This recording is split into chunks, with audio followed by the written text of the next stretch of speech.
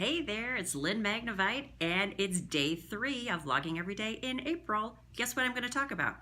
Being brief. Okay, that's it.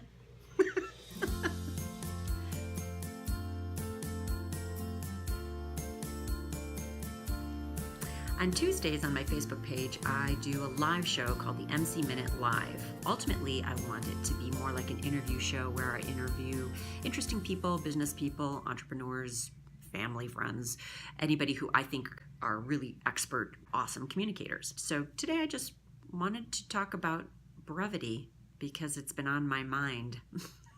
I talk a lot, and brevity is not my strong suit. So I share some tips on things that I'm working on. Lean communication is important. So I'm taking that video, editing it down, and sharing with you today. Hey everybody, it's Lynne Magnavite, and it's Talk Tuesday, which means it's another MC Minute Live. Welcome to this week's episode, which includes a little discussion on brevity. Think about an exercise that you do that is pretty awful, like burpees. And if you have to do burpees or push-ups for 30 seconds, does that 30 seconds feel like 30 seconds? No, it feels like 3 hours. Oh, I can't stand burpees. And so when I train or I work out and I have to do burpees or push-ups and 30 seconds, oh, it's intolerable. Then you think about when you're out on a beautiful day with your loved ones or your friends, and you're out for 2 hours, but those 2 hours go by in like a second. Time is so interesting, isn't it? But brevity is the key to communication. And guess what? I'm not brief. I talk way too much. My goal, I guess, with these videos and through my vlogging series and some of the other things that I do to help my professional development is to learn how to be brief.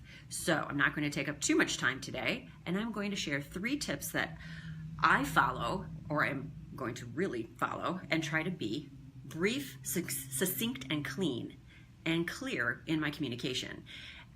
Lean communication. I like that. I read that today in my number 2 tip, and I'll tell you who said that, but lean communication, clear, succinct communication. And did you know that, did you know that the average attention span for an adult used to be 12 seconds back in the day? Now it's like 8, and I think it's even less. So you have probably 8 seconds, that's what they say really and truly for a video on YouTube. You have 8 seconds to hook somebody's attention so that they'll watch a little bit further and enjoy your video. So if you're doing a video or speaking live or in an email, you need to grab that person's attention. How do you do that? The first tip is from a trainer that I worked with. His name is Steve Carey, and he did what was called the 32-16-8. 32-16-8. So he would take, if you're writing a script or a speech or something, and you want to do a clean, clear opening, you take that stream of consciousness, what you wrote, then you cut it down to 32 words, then you cut it down to 16 words, and then you cut it down to 8 words, that elevator pitch. And wow, it's a very, very difficult process, but you know what? When you do it, it's amazing how many words you don't need, how many distractions you don't need. So 32-16-8 is a fantastic way to take what you're writing and cull that down.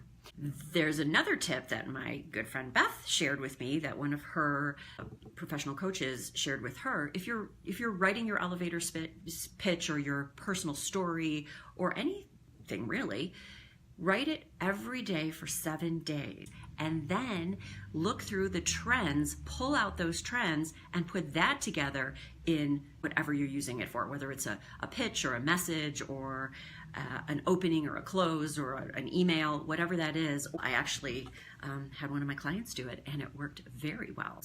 Third tip. I follow a former colleague on Facebook, and she posted that she went to a seminar hosted by somebody who wrote a book called Brief. by Joseph McCormick. And he believes strongly that in business, you need to be a lean communicator, because in business, you are barraged by emails and phone calls and messages, and your attention span is so short that if you want to get that message across through all that noise, you have to be succinct and clear, and you've got to be brief. In business, be brief, be clear, be succinct to get that message across. And in everyday communication, that's the key. You have to cut through that noise, and there's a lot of noise out there. So what did you think? Let me know in the comments. I hope you're doing okay on day 3 of Veda. This is Lynne Magnavite. Subscribe and come along for the ride. See you tomorrow. Bye.